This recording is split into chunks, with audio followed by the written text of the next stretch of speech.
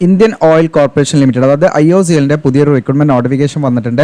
കേരളത്തിലൊക്കെ വേക്കൻസി ഉണ്ട്. അപ്പോൾ ഇതിലേക്ക് അപേക്ഷ നൽകേണ്ട യോഗ്യത, അതോടൊപ്പം തന്നെ എങ്ങനെയാണ് നമ്മൾ ഇതിലേക്ക് അപേക്ഷ നൽകേണ്ടത് തുടങ്ങിയിട്ടുള്ള കാര്യങ്ങളെല്ലാം വിശദമാക്കുന്ന വീഡിയോ ആണ്. എങ്ങനെയാണ് സെലക്ഷൻ പ്രോസസ്സ് തുടങ്ങിയ എല്ലാ കാര്യങ്ങളും നമ്മൾ വീഡിയോയിൽ പറയും.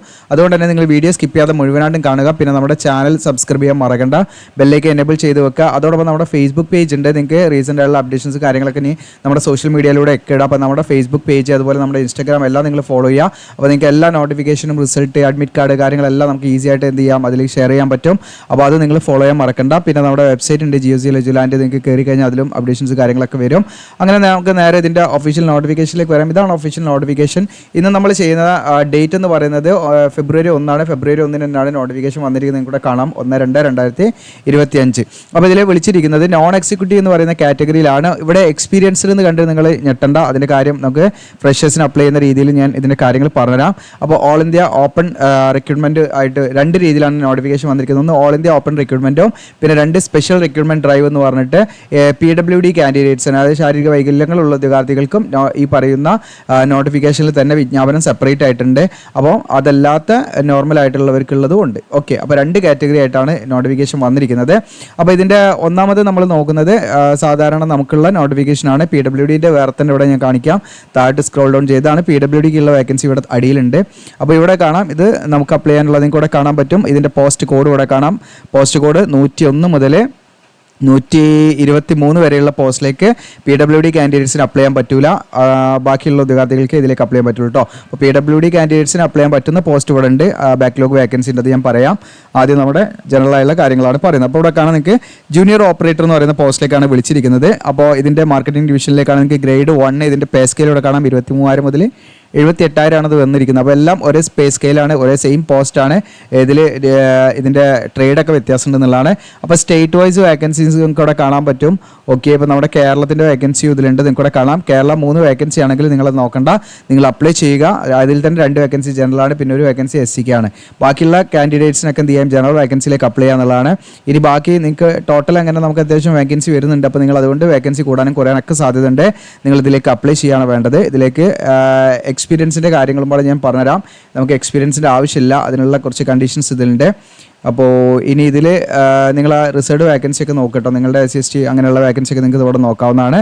അപ്പം 101 മുതൽ കൂടെ കാണാം സ്ക്രീനിൽ 101 മുതൽ 123 വരെ 123 വരെയാണ് അതിൻ്റെ പോസ്റ്റ് കോഡ് വരുന്നത് കേട്ടോ. ഈ പറയുന്ന ജൂനിയർ ഓപ്പറേറ്റർ ഗ്രേഡ് 1 എന്ന് പറയുന്ന പോസ്റ്റ്. ഓക്കെ, ഇതിനടുത്ത് നിങ്ങൾക്ക് അപ്പോൾ ഇവിടെ പ്രത്യേകമായിട്ട് പറയുന്നുണ്ട് കേട്ടോ. ഈ പറയുന്ന പോസ്റ്റിലേക്ക് 101 മുതൽ 123 വരെ പോസ്റ്റിലേക്ക് PWD കാൻഡിഡേറ്റ്സിന് ഇതിലേക്ക് അപ്ലൈ ചെയ്യാൻ പറ്റില്ല എന്ന് പ്രത്യേകം പറയുന്നുണ്ട്. അങ്ങനെയുള്ള കാൻഡിഡേറ്റ്സ് അതിലേക്ക് അപ്ലൈ ചെയ്യാൻ പാടില്ല. ഇനി ഇവിടെ PWD കാൻഡിഡേറ്റ്സിന് റിസർവ്ഡ് വേക്കൻസി ഇവിടെ കൊടുത്തിട്ടുണ്ട്, കൂടെ കാണാം. 201 മുതൽ 208 വരെ നിങ്ങൾക്ക് ഇവിടെ കാണാൻ പറ്റും. ഓക്കെ, അപ്പോൾ സദേൺ റീജിയനിൽ 3 വേക്കൻസി ഉണ്ട്. അങ്ങനെ ഓരോ റീജിയൻ വൈസ് വേക്കൻസി ഉണ്ട്. അപ്പോൾ അങ്ങനെയുള്ള സ്യൂട്ടബിൾ ആയുള്ള കാൻഡിഡേറ്റ്സ് ഇവിടെ കാണാൻ നിങ്ങൾക്ക് VH അതുപോലെ HH അങ്ങനെ ഓരോ കാൻഡിഡേറ്റ്സ് ഉണ്ട്. ആ ഒരു കാറ്റഗറി നോക്കുക നിങ്ങൾ. അതിൽ നിങ്ങൾക്ക് എലിജിബിൾ ആയുള്ള വേക്കൻസി ഉണ്ടെങ്കിൽ അങ്ങനെയുള്ളതിലേക്ക് അപ്ലൈ ചെയ്യാം. പിന്നെ എക്സ് സർവീസ്മാൻ വേക്കൻസി ഉണ്ട്. അപ്പോൾ അവർക്ക് 27,000 മുതൽ 1,05,000 ആണ് അവരുടെ സ്കെയിൽ വരുന്നത്. പോസ്റ്റ് വ്യത്യാസമുണ്ട്. ജൂനിയർ ബിസിനസ് അസിസ്റ്റൻറ്റും അതുപോലെ തന്നെ ജൂനിയർ അറ്റൻഡൻറ്റ് എന്ന് പറയുന്ന 2 കാറ്റഗറിയിലാണ് പോസ്റ്റ് വിളിച്ചിരിക്കുന്നത്. ഇനി ഇതിലേക്ക് നമ്മൾ എഡ്യൂക്കേഷൻ ക്വാളിഫിക്കേഷനാണ് പറയുന്നത്. നമ്മൾ ആദ്യത്തെ 101 മുതൽ 123 post code junior operator grade 1ലേക്ക് നിങ്ങൾക്ക് അപ്ലൈ ചെയ്യാൻ, അതായത് നിങ്ങൾക്ക് ഞാനിവിടെ കാണിച്ച ഫസ്റ്റ് ഇവിടെ കാണിച്ചത് ആ പോസ്റ്റ് കോഡ് ഇവിടെ കാണാം. 101 മുതൽ നിങ്ങൾക്ക് ഇവിടെ കാണാം 123 വരെയുള്ള ഈ പോസ്റ്റിലേക്ക് എല്ലാം ഒരേ സെയിം പോസ്റ്റാണ്. ജൂനിയർ ഓപ്പറേറ്റർ എന്ന് പറയുന്ന പോസ്റ്റാണ് വിളിച്ചിരിക്കുന്നത്. ആ പോസ്റ്റിലേക്ക് അപ്ലൈ ചെയ്യാനുള്ള ക്വാളിഫിക്കേഷനാണ് ഞാൻ ആദ്യം പറയുന്നത്. നിങ്ങൾക്ക് ഇവിടെ കാണാം.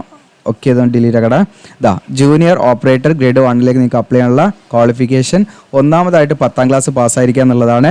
പ്ലസ് അതിൻ്റെ കൂടെ നിങ്ങൾക്ക് എന്ത് ചെയ്യണം, 2 വർഷം ഡ്യൂറേഷനുള്ള ITI കഴിഞ്ഞിരിക്കണം. ഓക്കെ, അതായത് SSLC പാസ്സായിരിക്കണം പ്ലസ് ITI ആണ് പറയുന്നത്. അതിൻ്റെ കൂടെ നിങ്ങൾക്ക് 2 വർഷം ഡ്യൂറേഷനുള്ള ITI ആണ് പറയുന്നത്. അപ്പോൾ അത് ഏതൊക്കെ ട്രേഡാണ് ഇവിടെ പറയുന്നുണ്ട്. ഇനി NCVT ആണെങ്കിലും SCVT ആണെങ്കിലും ഏത് കൗൺസിലാണെങ്കിലും നിങ്ങൾക്ക് എന്ത് ചെയ്യാം, ഇതിലേക്ക് അപ്ലൈ ചെയ്യാം. അപ്പോൾ ഇവിടെ പറയുന്നുണ്ട് ഏതൊക്കെ ട്രേഡാണ് ഇവിടെ. ഇതിൽ ഏതെങ്കിലും ഒരു ട്രേഡ് ആയിരിക്കണം. ഒന്നെങ്കിൽ ഇലക്ട്രോണിക്സ് മെക്കാനിക്ക്, അല്ലെങ്കിൽ ഇൻസ്ട്രുമെൻറ്റ് മെക്കാനിക്ക്, അല്ലെങ്കിൽ ഇൻസ്ട്രുമെൻറ്റ് മെക്കാനിക്ക്, കെമിക്കൽ പ്ലാന്റ്, അല്ലെങ്കിൽ ഇലക്ട്രീഷ്യൻ, അല്ലെങ്കിൽ മെഷീനിസ്റ്റ്, അല്ലെങ്കിൽ ഫിറ്റർ, അല്ലെങ്കിൽ മെക്കാനിക്കം operator, electronics communication system, wireman, then mechanic industrial electronics, അതല്ലെങ്കിൽ ഇൻഫർമേഷൻ ടെക്നോളജി. ഓക്കെ, അത് എക്സ് സർവീസ്മെൻ്റെതാണ്. അപ്പോൾ ഈ പറയുന്ന ഏതെങ്കിലും ട്രേഡ് ഏതെങ്കിലും ട്രേഡ് നിങ്ങൾ ITI കഴിഞ്ഞവരാണെങ്കിൽ നിങ്ങൾക്ക് ഈ പറയുന്ന ഏതെങ്കിലും ട്രേഡിൽ നിങ്ങൾ ITI കഴിഞ്ഞവരാണെങ്കിൽ നിങ്ങൾക്ക് എന്ത് ചെയ്യാം, ഇതിലേക്ക് അപ്ലൈ ചെയ്യാം. 2 വർഷം ഡ്യൂറേഷനുള്ള ITI ആയിരിക്കണം, പ്രത്യേകം ശ്രദ്ധിക്കുക. ഓക്കെ, അപ്പോൾ നിങ്ങളുടെ കൂട്ടുകാരെ മാക്സിമം ഷെയർ ചെയ്യാം. ഇനി എക്സ്പീരിയൻസിൻ്റെ കാര്യമാണ്. എക്സ്പീരിയൻസ് പറഞ്ഞാൽ വെറും 1 ഇയർ എക്സ്പീരിയൻസ് നമുക്ക് മതി. ഇപ്പോൾ എക്സ്പീരിയൻസ് ഇല്ലെങ്കിൽ നിങ്ങൾ ഈ പറയുന്ന ITI കഴിഞ്ഞിട്ട് നിങ്ങൾ അപ്രൻറ്റീസ്ഷിപ്പ് ചെയ്തിട്ടുണ്ടെങ്കിൽ, ഓക്കെ, നിങ്ങൾ അപ്രൻറ്റീസ്ഷിപ്പ് ചെയ്തിട്ടുണ്ടെങ്കിൽ നിങ്ങളുടെ കയ്യിൽ നാഷണൽ അപ്രൻറ്റീസ്ഷിപ്പ് സർട്ടിഫിക്കറ്റ് ഉണ്ടെങ്കിൽ നിങ്ങൾക്ക് എന്ത് ചെയ്യാം, അത് എക്സ്പീരിയൻസ് ആയിട്ട് കണക്കാക്കും. ഓക്കെ, ഇവിടെ പ്രത്യേകം പറയുന്നുണ്ട്, അത് എക്സ്പീരിയൻസ് ആയിട്ട് കണക്കാക്കും. ഓക്കെ, ITI നിങ്ങൾക്കൂടെ കാണാം, ഈ പറയുന്ന അപ്രൻറ്റീസ്ഷിപ്പ് കഴിഞ്ഞിട്ട് നമുക്ക് എന്താണ് കൺസിഡേർഡ് ആസ് എക്സ്പീരിയൻസ് എന്നൂടെ പറയുന്നത്. അപ്രൻറ്റീസ്ഷിപ്പ് നിങ്ങൾ കഴിഞ്ഞിട്ടുണ്ടെങ്കിൽ അത് എക്സ്പീരിയൻസ് ആയിട്ട് കണക്കാക്കുമെന്ന് പ്രത്യേകമായിട്ട് ഇവിടെ പറയുന്നുണ്ട്. ഇത് ഞാൻ പറയുന്നില്ല, നോട്ടിഫിക്കേഷൻ പറയുന്നതാണ്, നിങ്ങൾ പ്രത്യേകം പറയാം. അപ്പോൾ നമ്മൾ അപ്രൻറ്റീസ്ഷിപ്പിൻ്റെ വീഡിയോ നമ്മൾ ചെയ്യുന്ന സമയത്ത് പ്രത്യേകം പറയാറുണ്ട്, അപ്രൻറ്റീസ്ഷിപ്പിൻ്റെ മറ്റൊരു വലിയൊരു സാധ്യതയാണ് നമുക്കത് എക്സ്പീരിയൻസ് സർട്ടിഫിക്കറ്റ് ആയിട്ട് ഉപയോഗിക്കാമെന്നുള്ളത്. അപ്പോൾ അതിനൊക്കെയുള്ള എവിഡൻസ് ആണ് നിങ്ങൾക്ക് അവിടെ കാണുന്നത്. എനിക്ക് 1 ഇയർ എക്സ്പീരിയൻസ് ഇല്ലെങ്കിൽ നിങ്ങൾ അപ്രൻറ്റീസ്ഷിപ്പ് സർട്ടിഫിക്കറ്റ് നിങ്ങൾക്ക് ഉണ്ടെങ്കിൽ അത് എക്സ്പീരിയൻസ് സർട്ടിഫിക്കറ്റ് ആയിട്ട് നിങ്ങൾക്ക് വെച്ച് ഇതിലേക്ക് അപ്ലൈ ചെയ്യാന്നുള്ളതാണ് നിങ്ങൾ മനസ്സിലാക്കേണ്ടത്. ഓക്കെ, അപ്പോൾ അങ്ങനെ ക്വാളിഫിക്കേഷനുകൾക്ക് അതിലേക്ക് അപ്ലൈ ചെയ്യാം. ഇനി വരുന്ന പോസ്റ്റ് കോഡ് പറഞ്ഞാൽ 201 മുതൽ 204, ഇതൊക്കെ PWD കാൻഡിഡേറ്റ്സിനുള്ള പോസ്റ്റാണ്. അപ്പോൾ ഈ പറയുന്ന ജൂനിയർ അറ്റൻഡൻറ്റ് പറയുന്ന പോസ്റ്റിലേക്ക് അപ്ലൈ ചെയ്യണമെങ്കിൽ അവർക്ക് ഹയർ സെക്കൻഡറിയാണ് +2 40% മാർക്കോട് പാസ്സാർക്ക് അതിലേക്ക് അപ്ലൈ ചെയ്യാം. ഇതിലേക്ക് എക്സ്പീരിയൻസിൻ്റെ ആവശ്യമില്ല, ഫ്രഷേഴ്സിന് അപ്ലൈ ചെയ്യാം. ഇനി ജൂനിയർ ബിസിനസ് അസിസ്റ്റൻ്റ് ആണ്, ഇതിലേക്കും PWD കാൻഡിഡേറ്റ്സിനെ അപ്ലൈ ചെയ്യാൻ പറ്റുള്ളൂ, ബാക്കിയുള്ളവർക്കൊന്നും അപ്ലൈ ചെയ്യാൻ പറ്റില്ല. ഇതിൽ ഏതെങ്കിലും വിഷയത്തിലുള്ള ഗ്രാജുവേഷനാണ് 45% മാർക്കോട് കൂടി. അതോടൊപ്പം തന്നെ അവർക്ക് MS Word, Excel, PowerPoint presentation ഇങ്ങനെയുള്ള കാര്യങ്ങളൊക്കെ അത്യാവശ്യം അറിവുണ്ടായിരിക്കണം. പിന്നെ അവർക്ക് ടൈപ്പിംഗ് സ്പീഡ് ഒരു 20 വേർഡ് പെർ മിനിറ്റ് എന്നുള്ള രീതിയിൽ ടൈപ്പിംഗ് സ്പീഡും ഉണ്ടായിരിക്കണം.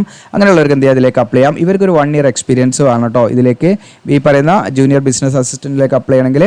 അതോടൊപ്പം തന്നെ നിങ്ങൾ അപ്രൻറ്റീസ്ഷിപ്പ് ചെയ്തതാണെങ്കിൽ നിങ്ങൾക്ക് എന്താണ് എക്സ്പീരിയൻസിന് പകരമായിട്ട് എന്ത് ചെയ്യുക, അത് വെച്ചിട്ട് അപ്ലൈ ചെയ്യാവുന്നതാണ്.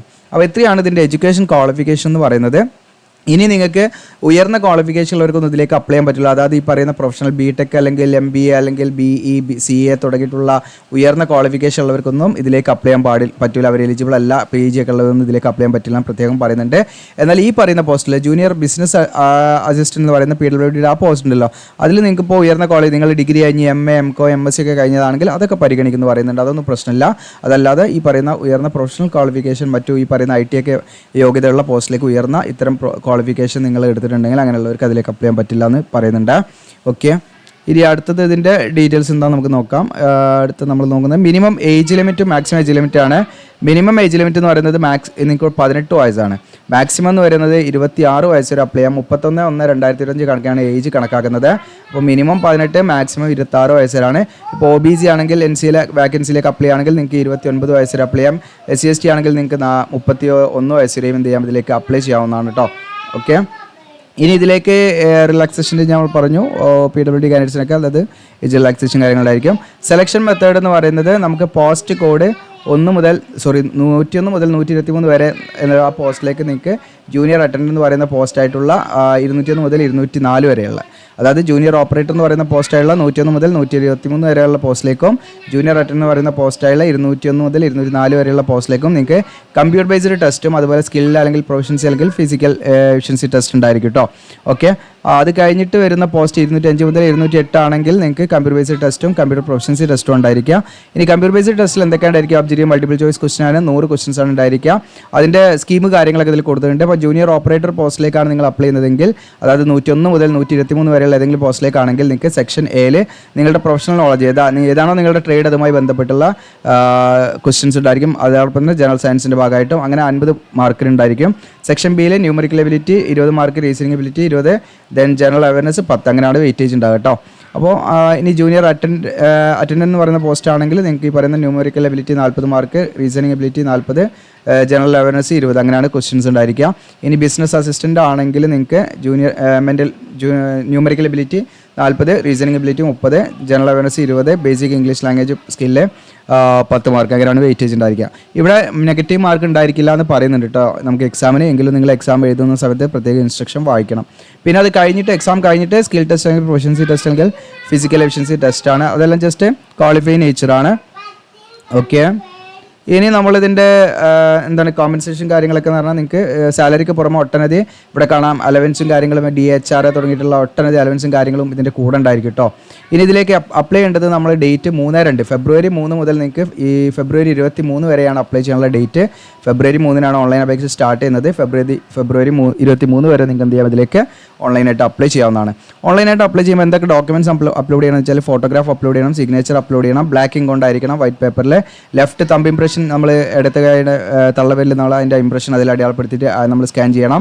പിന്നെ ഒരു ഹാൻഡ് റിട്ടൺ ഡിക്ലറേഷൻ ഉണ്ട്, നിങ്ങൾക്ക് ഇവിടെ കാണാം. എന്ന് പറഞ്ഞിട്ട് നിങ്ങളുടെ പേര് ഇവിടെ എഴുതുക, എന്നിട്ട് ഹിയർ ബൈ ഡിക്ലെയർ ദാറ്റ് എന്ന് പറഞ്ഞിട്ട് ഡിക്ലറേഷൻ കംപ്ലീറ്റ് വാചകം ഇതേപോലെ തന്നെ ഇതിലും മാറ്റം വരുത്താതെ ഇത് നിങ്ങളുടെ പേര് മാത്രം ഇവിടെ എഴുതിയിട്ട് ബാക്കി കാര്യങ്ങളൊക്കെ ഇതേപോലെ തന്നെ ഫോളോ ചെയ്തിട്ട് നിങ്ങളൊരു പേപ്പറിലേക്ക് എഴുതുക, എന്നിട്ട് അതും എന്ത് ചെയ്യുക, സ്കാൻ ചെയ്തിട്ട് അപ്ലോഡ് ചെയ്യണം. അപ്പോൾ അത് അപ്ലോഡ് ചെയ്യുമ്പം നിങ്ങൾ ശ്രദ്ധിക്കേണ്ട കുറച്ച് അതിൻ്റെ ഡയമെൻഷൻസും ഫയൽ സൈസും കാര്യങ്ങളൊക്കെ ഞാൻ പറയാം. ഇതിലേക്ക് അപേക്ഷാ ഫീസ് വരുന്നത് 300 രൂപയാണ്. ഇനി ഇതിൽ SC ST PWD ex serviceman ആണെങ്കിൽ യാതൊരു ഫീസും കൊടുക്കേണ്ട, ഫ്രീ ആയിട്ട് എന്ത് ചെയ്യാം, ഇതിലേക്ക് അപ്ലൈ ചെയ്യാവുന്നതാണ്.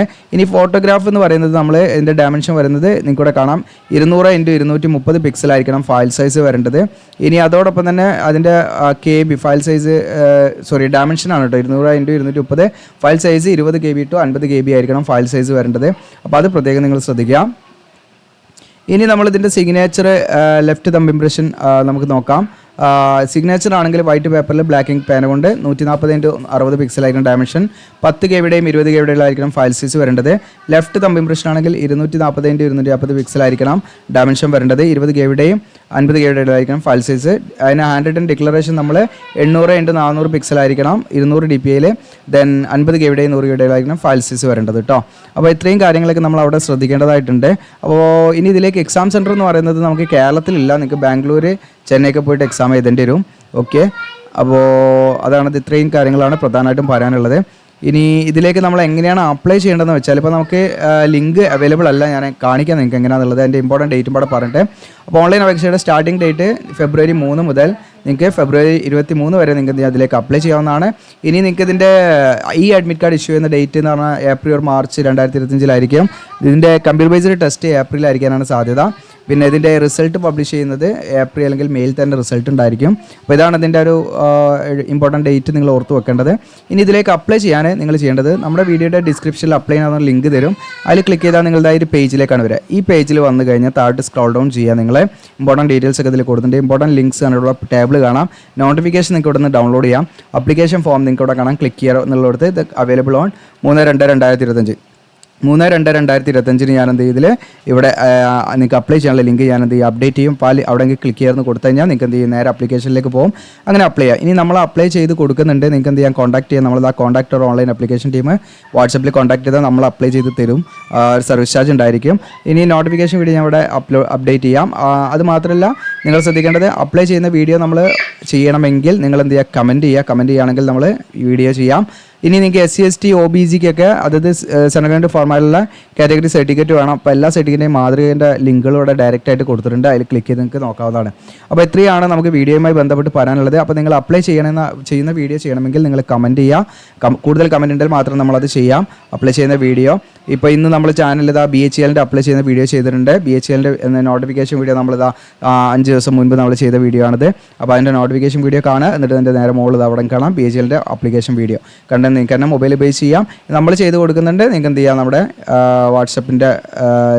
വാട്സപ്പ് ലിങ്കാണത്, നിങ്ങൾക്ക് ക്ലിക്ക് ചെയ്താൽ നമ്മളെ കോൺടാക്ട് ചെയ്യാം. നമ്മുടെ ഫേസ്ബുക്ക് ചാനൽ നിങ്ങൾ എന്ത് ചെയ്യുക, നമ്മുടെ ഫേസ്ബുക്ക് പേജ് നിങ്ങൾ എന്ത് ചെയ്യുക, ഫോളോ ചെയ്യാൻ മറക്കരുത്. നമ്മുടെ സബ്സ്ക്രൈബ് ചെയ്യുക, സപ്പോർട്ട് ചെയ്യുക. താങ്ക്